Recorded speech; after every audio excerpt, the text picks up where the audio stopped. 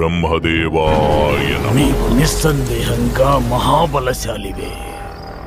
నా సోదరుణ్ణి వధించిన ఆ విష్ణువింకా జీవించే ఉన్నాడు. విష్ణువుతో పోరాడాలంటే నువ్వు బ్రహ్మదేవాయ నమః. కళ్ళు తెరువు.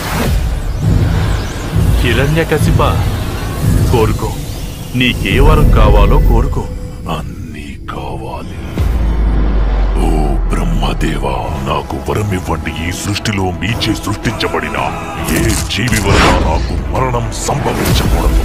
నా మరణం పగలు కాని రాత్రి కాని, నా మరణం గృహం లోపల కాని గృహం వెలుపల కాని, అస్త్ర శస్త్రాల వల్ల కాని, సజీవుల చేత కాని నిర్జీవుల చేత కాని.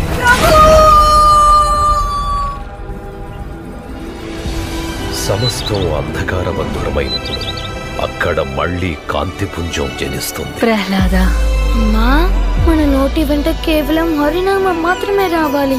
నిండు మనసున ఆయన శరణాగతిని కోరాలి. ఆ నామం మాత్రమే అందరికీ ముక్తినిస్తుంది. ఆ విష్ణుని విడనాడు.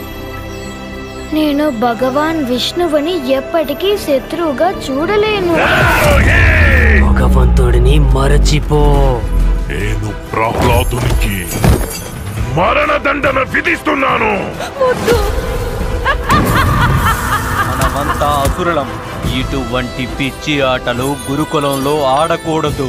ఆయన ఎలా కోరుకుంటే అలా నాతో వ్యవహరించగలరు.